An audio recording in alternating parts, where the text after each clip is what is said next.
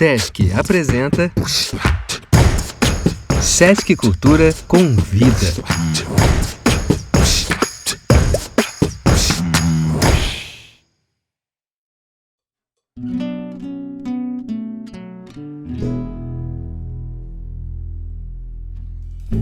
Olá, nós somos a Isso e estamos aqui apresentando o nosso podcast Música para Surdo, tratando o tema de acessibilidade na arte. E para falar sobre esse tema, nós trouxemos dois convidados, Ana Clara Schneider e Glauber Lettieri. Bom, eu sou a Tatiana Luque, eu faço parte da banda Isso, que tem um trabalho com uma proposta de acessibilidade em Libras, e também já fiz alguns trabalhos com teatro acessível e também já fiz várias interpretações como voluntária aí num trabalho que eu fiz para a Federação Nacional de Educação e Integração de Surdos. Bom, eu sou Tio Oliveira, sou cantor, compositor da banda Isso, junto com a Tati, e temos as composições e o trabalho, assim, procurando sempre caminhar nessa linha da acessibilidade. É isso aí. E a gente está com duas pessoas mega especiais que a gente encontrou nesse caminho, para também a gente conversar a respeito sobre o acesso, que é a Ana Clara Schneider, que vai falar um pouquinho agora. Ana, fala de você. Oi, gente, estou muito feliz, muito obrigada aqui pelo convite. Como a Tati me apresentou, meu nome é Ana Clara Schneider, eu sou formada em comunicação social, sou publicitária, também sou empreendedora, que eu trabalho com a Sonderi, né, fundei a Sonderi, que é uma consultoria de acessibilidade com foco em consumo, e a minha missão é fazer com que as pessoas com deficiência sejam reconhecidas, né, como consumidoras de produtos, de serviço, e de conteúdo, e de cultura. Então, nos últimos 9 anos, aí eu tenho construído esse trabalho, né, de paralelo de comunicação e de acessibilidade, tanto me especializando aí em tecnologia assistiva, como militando mesmo pelos direitos da pessoa com deficiência. É um prazer falar aqui com vocês. Que bacana. E a gente também está com o Glauber, que ele é trator e intérprete de Libras. Vai falar um pouquinho, né, Glauber? Fala de você. Olá, pessoal, tudo bem? Muito obrigado pelo convite, primeiramente. Meu nome é Glauber Lettieri e eu estou muito feliz de estar participando aqui. Então, vou falar um pouquinho de mim. Eu sou formado em administração e pós-graduado em interpretação e tradução da Libras. Então, eu sou intérprete e instrutor de Libras. Também faço oficinas, sou ator e dançarino, né? Eu já integrei num grupo de voluntário de educação aos surdos. Também já fiz oficina de poesias em Libras e também trabalho em alguns teatros, como Leopoldo Froza, aqui em Santo Amaro, Paulo Herói, de Almeida Prado, e também organizo sarau em interpretação de Libras. Hoje eu trabalho na escola, como intérprete educacional, e também traduzo as letras da banda Isso, né? E também faço alguns trabalhos na Orquestra Filarmônica de Santo Amaro. Hoje eu desenvolvo um projeto de pesquisa no campo da arte, na integração da pessoa com deficiência, e agora eu estou focado em contação de histórias em Libras para um público infanto-juvenil. Legal. Muito bom. Legal mesmo. Gente, queria começar aí já jogando um assunto para a gente falar sobre acessibilidade na música. Então, eu sei que vocês têm as experiências, cada um tem sua vivência aí. Queria começar ouvindo de você, Glauber. Fala para a gente aí dessas experiências suas com acessibilidade na música. Então, a minha experiência que me marcou muito a minha vida profissional foi na Orquestra Filarmônica de Santo Amaro, né? Porque eu fui chamado para fazer esse trabalho porque havia uma trompetista dentro da orquestra que os pais dela são surdos, né? E eles sempre iam nos eventos da UFISA assistir a filha. Só que quando a maestrina falava e apresentava os convidados e falava sobre a história de cada música, eles ficavam sem entender. E aí me chamaram para interpretar essas pausas, né, entre uma música e outra, entre as melodias.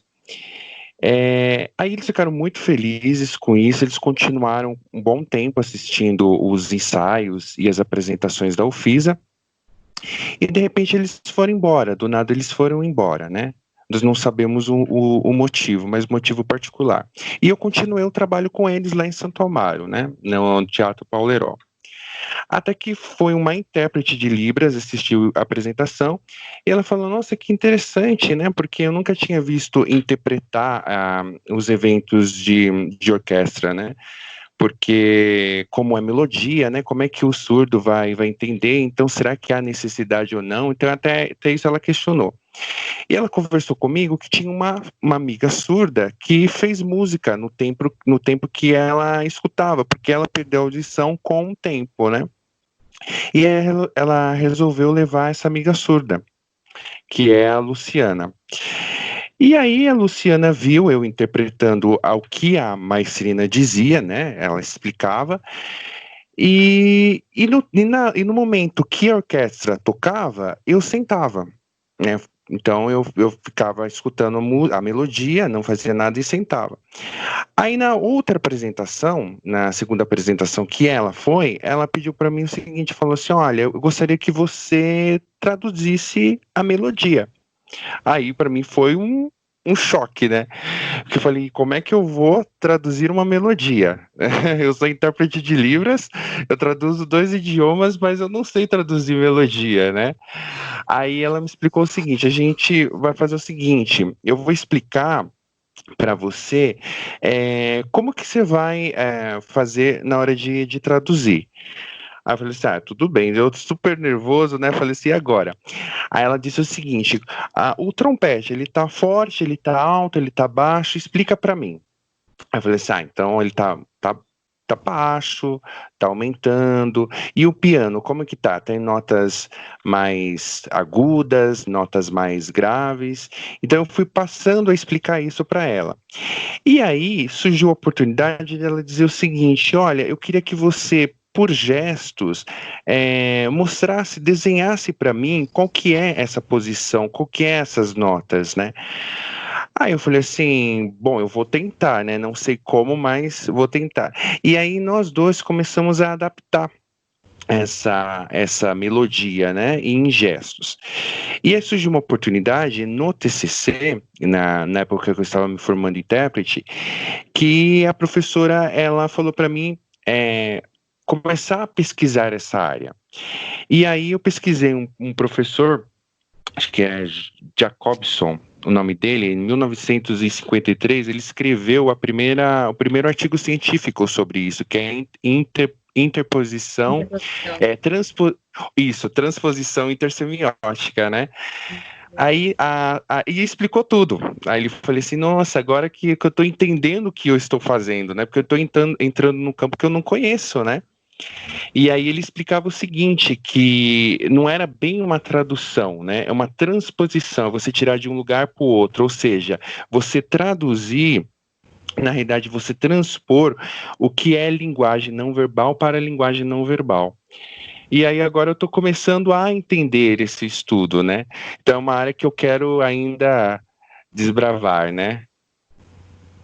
Que bacana, isso é interessante porque assim, você está relatando a experiência de uma surda que tinha audição, tinha adquirido, né, ela tinha audição e depois ela ficou surda, e é interessante que assim, nas conversas que eu tenho com surdos, nem o Léo Castilho, né, enfim, ele fala dessa questão também da melodia, do ritmo, ele e o Fábio, né, porque para eles eu também acredito que é interessante ver que tem um trabalho, né, da transposição semiótica, e ao mesmo tempo também a criação deles, porque eles falam dessa questão da se tá mais forte, eles sentem mais, eles se envolvem mais com a música, né? O Fábio falou isso para mim, eu também vi no vídeo que ele fez. Então é bacana também saber como é para uma pessoa que tinha adquirido a audição e perdeu, para ela ajudar nesse trabalho, né? Porque ainda mais que ela tá nesse momento sem audição, e ao mesmo tempo um surdo, né, profundo, que não vem desse caminho, porque ela já veio pelo caminho da música, também criando e trazendo a narrativa dele, de como ele sente a música, né? Que bacana, viu, Glauber? E é interessante que tem duas áreas, né? Pode falar, Tim. Não, pode falar. Pode te cortei. Pode falar. É interessante que são duas áreas, né, diferentes, porque a gente está começando a ver a musicalidade na Libras, né, que seria a tradução da letra, né, ou transcriação, que tem a poesia, né, a letra da música, e aí você traduz para Libras. Mas essa é uma área nova, porque é uma linguagem sonora, né, auditiva, para uma linguagem visual. Você tem que tentar compor por gestos o que a melodia está tentando passar. Isso eu acho muito difícil, né? Mas é desafiador. E Ana, fala um pouquinho o que você acha disso tudo. Que legal essa experiência do Glauber, hein? Não, é muito incrível, eu não sabia, eu tô assim encantadíssima, e enquanto ele foi contando a história, eu fiquei pensando em que outras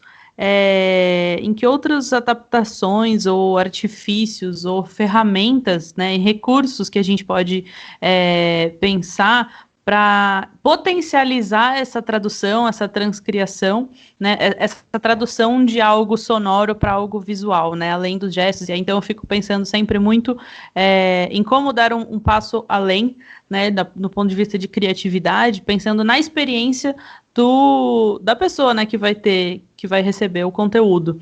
Então, a gente já teve algumas discussões internas, né, na Sondere principalmente, e isso vem muito, acho que talvez do processo de criação, né, ou do processo de pensar esse recurso, né, porque o ideal é sempre que a gente comece a pensar nisso no início, né, quando a gente vai começar a, sei lá, formar ou planejar um show ou um festival, né, não deixar para pensar na acessibilidade no fim, depois que já está tudo pronto, montado, a luz está feita, aí a intérprete vai entrar depois e aí ela vai estar num lugar do palco que não tem luz, ela vai estar, né, atrás da pilastra ali, depois do extintor, né? Do lado do extintor, no escuro, num lugar quente, sem ventilação. Então, assim, pensar em toda a experiência para os envolvidos, né, para os profissionais envolvidos, para que todo mundo tenha uma experiência agradável, ideal, mas também pensar, talvez, né, fico imaginando outros recursos, então a questão de iluminação, né, as cores de outras luzes, o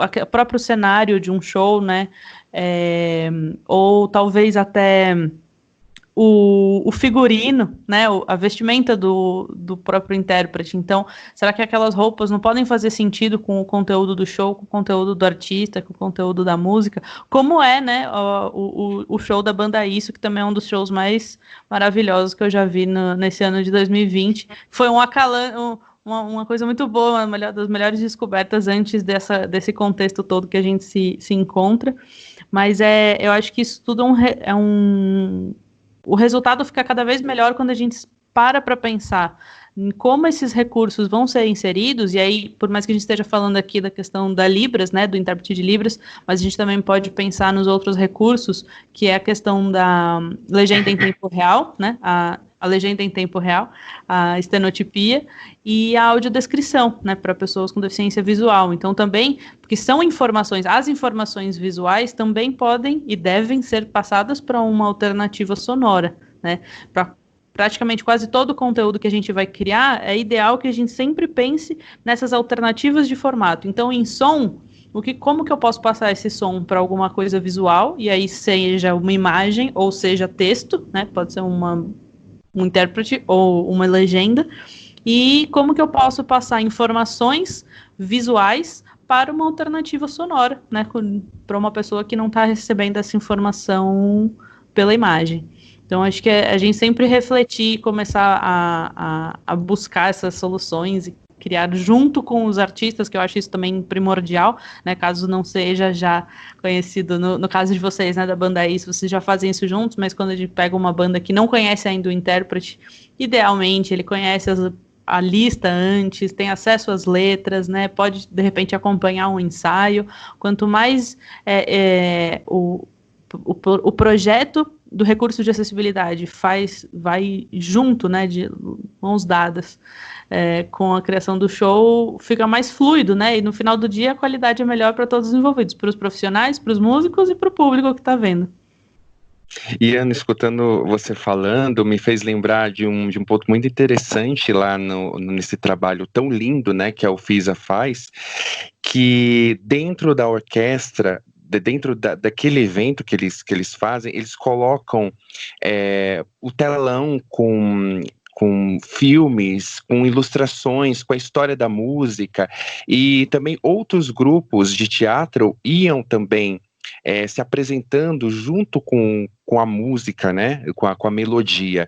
Então isso mostra que assim, uma pessoa que é surda, não está escutando a melodia, ela está vendo, ela está recebendo a mesma informação que o ouvinte está recebendo da música, da melodia, né?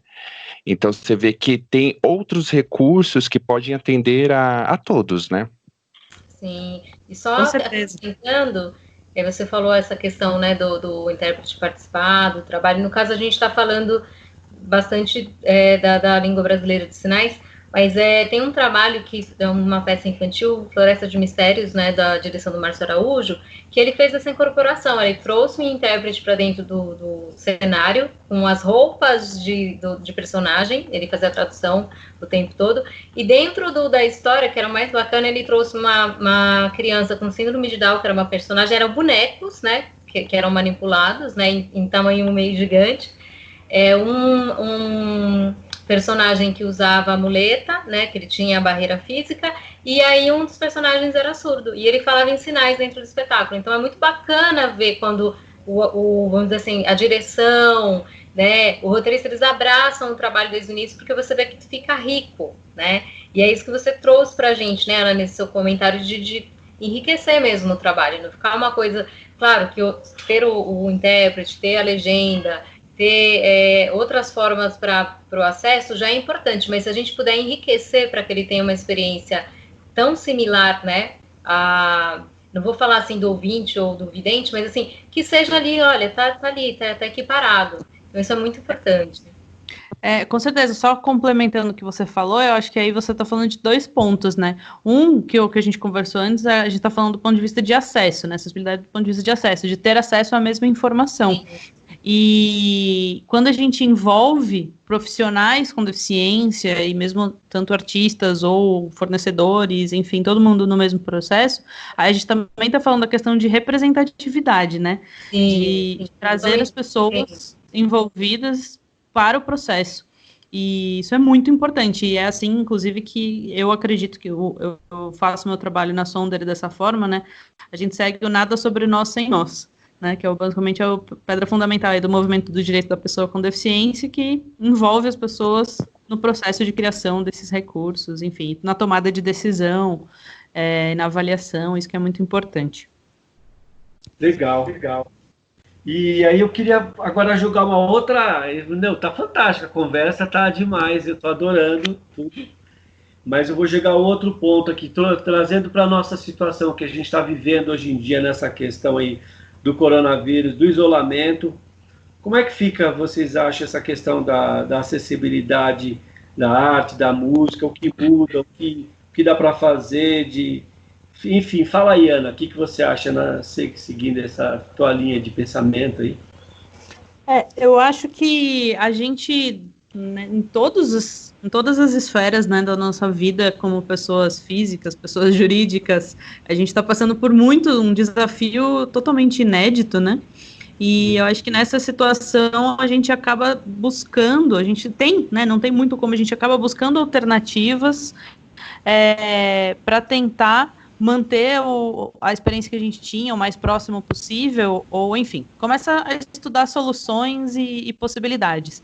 Eu tenho visto, né, tenho acompanhado nas redes sociais, tem crescido o movimento de vídeos ao vivo, né, o streaming, então as pessoas chamam muito de live, né, faz um vídeo ao vivo, e isso, ao mesmo tempo que eu penso que pode ser não, é um formato que faz com que o conteúdo tenha capilaridade, né? Ele pode chegar na casa de todas as pessoas que tenham acesso à internet, e isso é muito positivo, porque se a gente pensar até num ponto de vista sem ser de uma pandemia, uma pessoa que tem uma deficiência física mais severa, que tem dificuldade de sair de casa, que talvez não pudesse ir a algum show, pode ter acesso a esse conteúdo, assim como todas outras pessoas sem deficiência que estão, né, dentro de suas casas por outros motivos. É uma ferramenta, só a live por si só já quebra uma das barreiras, né, que é o acesso físico, por exemplo, a uma casa de shows. Mas se a gente pensar na questão do acesso ao conteúdo, traz desafios também, porque se a gente pode, num show que teria um intérprete junto do palco, ele não vai estar junto da casa da pessoa, porque não pode ficar perto. Então, vão ser 2 câmeras, vai ser ao mesmo tempo, se tiver problemas de conexão, como que funciona a legenda ao vivo. Então, a gente tem testado também, tenho testado com outros amigos e pessoas, enfim, que tipos de ferramentas de legenda automática que a gente pode deixar em uma tela num computador aqui, enquanto eu estou falando, para ele poder reconhecer e a câmera pegando. E a questão de testar também, né? Porque você também tem várias formas de fazer assistir, vamos dizer, a live, né? Então, se parte de uma forma, né? A questão que a gente até comentou anteriormente dos stories, enfim. Então, tudo muda, né? Nessa forma de apresentar o conteúdo. Mas o que eu acho que é muito positivo é que a gente tem um espaço, né, nas plataformas digitais e com todas essas ferramentas possíveis hoje em dia, que com o celular a gente consegue gravar, né, um conteúdo, mas a gente também tem uma liberdade para testar, né, para explorar e testar, ver se dá certo, se não dá se dá certo, se dá errado. Então, como você falou agora, né, um vídeo horizontal que funciona muito bem para o YouTube pode não funcionar no Stories, que é uma leitura, né, uma visualização vertical. Que tipo de adaptação a gente vai ter que fazer isso? Num momento de edição, é possível editar? Sim, mas ao vivo? Não. Então, como que você vai editar ao vivo? São possibilidades e aí a gente tem que realmente ficar explorando. E, assim, acho que nesse tempo de dificuldade a gente acaba tendo que se virar aí. Mais uma coisa que eu acho que pode ser, né, tentando ver o lado bom, que eu espero que muitas dessas soluções que podem surgir por conta desse momento de necessidade permaneçam mesmo depois disso tudo ter acabado, para poder continuar levando mais informação para mais pessoas, né? Exatamente, e faz a gente sair da zona de conforto, né, porque a gente acaba sendo obrigado a aprender um pouquinho de tudo, um pouquinho de outras áreas. Eu lembro que em 2014, quando eu estava na dança no vocacional, a gente terminava de gravar, já tinha que editar. E aí, eu não sabia como editar vídeo, né? Era uma ferramenta muito nova para mim. E aí eu fui explorando, editando e de acordo com a necessidade fui aprendendo, até que eu falei para meus colegas, olha, vocês precisam aprender a usar essas ferramentas, porque um dia vocês vão aprender. Um dia vocês vão precisar, né? E aí a gente está agora nessa questão que todo mundo está no mesmo barco, né? E a gente precisa aprender a usar essas ferramentas. Hoje ainda tem aplicativos que podem ajudar, mas como você falou, né, tem essa questão de como a gente vai fazer essa edição ao vivo, né, como colocar na janela do intérprete certinho editar, né, então é uma coisa que faz a gente sair mesmo da zona de conforto e querer aprender, né.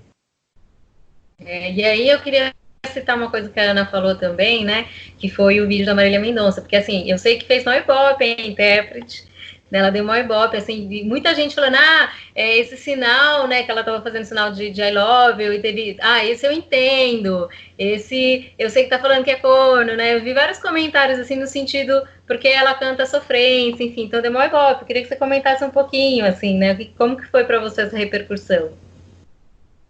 Você tá aí, Ana? Eu tô. Não, eu não sabia, eu tinha achado que era pro Glauber a pergunta.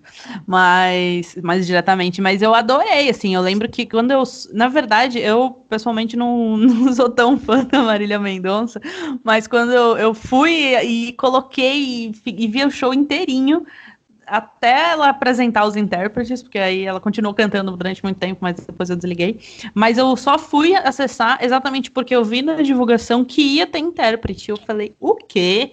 Vou ver isso, como que vai ser até para entender também a questão de estrutura, né? Como que a gente estava falando, puxa, será que o intérprete vai estar lá no mesmo lugar? Será que ele vai estar em outro lugar? A câmera está próxima, enfim. E uma coisa que eu fiquei muito, muito, muito feliz é que, além, né, claro, de ter visto a interpretação toda, é de fato o impacto, né, assim, tirando questões de gosto pessoal, né, particular à parte, colocando isso à parte, o impacto de público dela é massivo, né, praticamente um canal de televisão aberto. Eles chegaram a ter 3 milhões de pessoas assistindo simultaneamente. A Beyoncé tinha 400 mil, né, é uma diferença, assim, surreal. Só no Brasil tem esse tipo de consumo, né, de conteúdo ao vivo.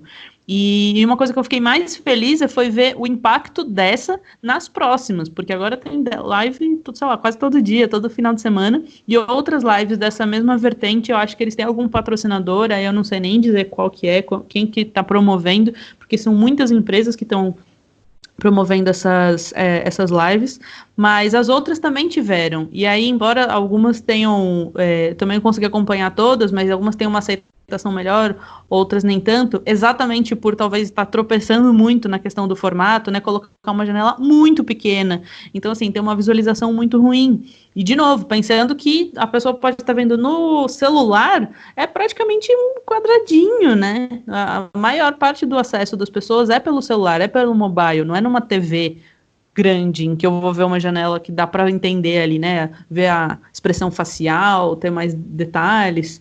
Então, é muito bom que isso esteja acontecendo, mesmo que seja inicialmente para provocar esse debate, essa discussão, né, provocar essas reflexões todas e impulsionar essas mudanças. Pode ser que isso acelere aí, por exemplo, as plataformas mesmo, né, o próprio YouTube, o Facebook, o Instagram, a pensar em soluções, né, e se eles entrarem na conversa, muito melhor, né, porque eles têm uma estrutura enorme. Ai, que bacana, não, legal, é bom ouvir, sabe, trazer essas reflexões nesse momento. Glauber, você chegou a assistir a live? Ou não? Você viu alguma live de legenda, né, intérprete? Não cheguei a ver, infelizmente, mas eu quero ver ainda, eu vou procurar esse vídeo. Não, tá bombando no Facebook, vários intérpretes postaram, né, e vários surdos também curtiram. Eu recebi até de um amigo meu, o Patrick, que ele fez com a gente o Teatro Acessível, ele mandou também de um outro show que ia ter intérprete. Ele, olha, a gente vai ter um outro show também na pegada sertaneja, com legenda, a gente vai poder assistir, que legal, tal. Então eu acho super bacana, né? Tim, você tem alguma... Legal, assim eu tô curtindo aí tudo que estão falando, bacana. Agora eu queria só jogar um outro ponto aqui, a gente tem só mais 2 minutinhos aí para falar, mas eu queria jogar dentro do que vocês estão falando, que eu estou achando interessante, toda essa questão do que a gente está vivendo agora, né, e ligado à acessibilidade. O que vocês acham, assim, que tem alguma coisa para essa época pós-coronavírus, assim? Vocês veem, a partir dessas experiências que vocês estão falando, a Ana já citou algumas coisas, de repente ser uma coisa que possa dar continuidade, uma né? Provocação, né? Por aí, o que vocês acham, né? Qualquer um pode falar. Verana, pode falar. Vocês acham que isso vai se manter? Vocês acham... Vamos imaginar esse mundo ideal, né? Quando a gente puder sair, acho que de repente essa pegada de live vai se manter ou vai ter uma queda? Eu, na minha opinião, acho que vai continuar e vai até fortalecer, né? E é interessante porque a gente vivia assim, antes do corona, a gente não tinha tempo para nada, né? Aí eu não tenho tempo para nada, tô na correria. Agora a gente tem tempo para tudo, mas a gente não consegue fazer tudo porque nós estamos confinados, né? Então eu acho que quando a gente passar essa época tão difícil, a gente vai estar com toda a força, né? E a humanidade vai estar voltada para ela mesma, pensando nisso, né? Nessas questões humanas, né? Então eu acho que a questão da acessibilidade acho que vai se fortificar cada vez mais, né, e até políticas públicas acho que vão melhorar, pensando nessa questão de ferramentas e tecnologias, melhorar nessa área da acessibilidade. No meu ponto de vista, eu acho que vai ser algo bem positivo após corona, né. Bacana, legal. Viu, Glauber? E você, Ana?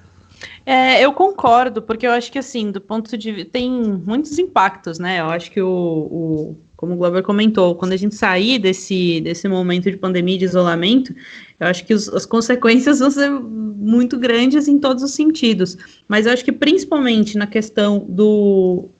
Talvez eu esteja viajando um pouco, mas enfim, na questão de empatia mesmo, né, das pessoas se solidarizarem e de fato se preocuparem com o outro, né, então se as outras pessoas estão tendo a mesma experiência, com a mesma segurança, com a mesma autonomia, com a mesma qualidade, com a mesma, enfim, com todos os... ser uma única experiência, né, porque o que eu sempre defendo é que é isso, não é que tem que ter uma experiência e a outra, a versão acessível, né, tipo, tem um vídeo e a versão do vídeo acessível, um show e o show acessível, é uma única para todo mundo. E eu acho que a gente está vivendo um momento muito forte, né? De que todo mundo é um só e a gente só vai conseguir fazer tudo se todo mundo fizer isso juntos. Então, eu acredito que... Eu não sei se as lives vão continuar tanto. Oi? Não, pode continuar. Eu não sei se, assim, as lives em si, por si só, vão continuar na mesma intensidade, porque eu também acho que elas estão bem frequentes, mas eu gosto de pensar nessa perspectiva positiva de que as pessoas vão continuar a buscar alternativas de formatos, mas eu também penso que muitas estão vendo como é difícil não ter acesso, e isso é uma coisa passada diariamente por pessoas com deficiência, não ter acesso físico, não ter acesso à informação, não ter acesso a conteúdo, não saber o que está se passando. Então, assim, as pessoas estão sentindo um pouco na pele a questão de cerceamento de direitos, né? Eu não tenho direito, não estou conseguindo exercer todos os meus direitos. A gente tem, mas não consegue exercer. Essa é a grande dificuldade de estar confinado. Então, e, ao mesmo tempo, também acho que quando acabar, de fato, a gente vai ter uma vontade de aproveitar maior, né? Eu não sei vocês, mas muitas vezes aqui eu tô pensando assim, nossa, todas as vezes que eu não fui em algum lugar porque talvez eu tava com preguiça, e assim, a partir de agora mesmo que eu tenho muita preguiça, assim, não quero saber, eu vou porque assim, uma coisa de aproveitar o máximo possível, né? Então, eu acho que, eu espero, né, tentando ver, mesmo que o contexto todo seja terrível, eu gosto de tentar ver uma saída que a gente saia um pouco melhor também para a parte e principalmente da criação de cultura, né, porque sei lá o que seríamos de nós se a gente não tivesse música e poesia e livros e tudo para passar por esse período, né? Com certeza, maravilha. Aí, nós estamos indo para os nossos segundos finais aí, né, para os nossos encerramentos. Eu só queria lembrar que nós citamos aqui algumas pessoas, o Fábio Silva, né, que é um surdo. Ele é surdo, professor e ator. Isso, e tem a página dele, né, pode divulgar aí para a gente.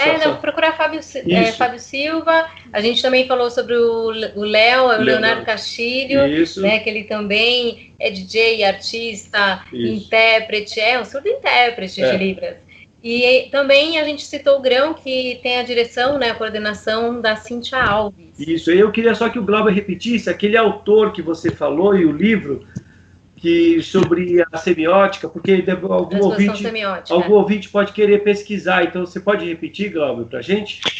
Exatamente, é o linguista Roman Jacobson, e o nome é Transposição Intersemiótica. Eu acho que é bem legal o pessoal dar uma lidinha aí, é bem interessante esse estudo. Maravilha. Pessoal, agora a gente vai para as despedidas finais aí. Então, 30 segundos aí, rapidinho, vocês despedirem da galera aí, deixando aquele abraço aí. Bom, eu quero agradecer muito essa possibilidade, essa oportunidade de ter trocado aqui essa conversa com vocês. Também queria que ela tivesse muitas horas de duração. Vamos torcer para ter próximos capítulos, próximos episódios. Mas é isso, só quero agradecer, deixar um abraço para todo mundo, principalmente para vocês. E abraço mesmo, abraço forte, porque eu tô com uma abstinência de abraço que eu quero pagar ela com juros quando acabar tudo isso. É igual uma amiga minha falou, né? Quando eu encontrar você, eu quero dar uma surra de abraço, entendeu? Surra de abraço, surra de beijo. Né? Totalmente. Cada abraço, no mínimo, uns 2 minutos, assim, por pessoa. E olhe lá. Glauber. Também quero agradecer essa oportunidade. É importante a gente estar falando sobre esse assunto mesmo, de acessibilidade, e isso que está acontecendo com a humanidade também, né? Temos que falar mais, né? Mas obrigado. E eu quero dar um abraço. Um abraço a todos vocês, né? Então, quando acabar esse período, né? Só abraços. Muito obrigado. Valeu. E é isso, também deixo aqui meu abraço para vocês, o meu agradecimento à Ana, Glauber, né, para a gente estar juntos aqui, a todos os nossos ouvintes aqui do podcast. E obrigada, e a gente espera realmente ter uma próxima oportunidade para continuar o assunto, que é um assunto muito profundo e extenso.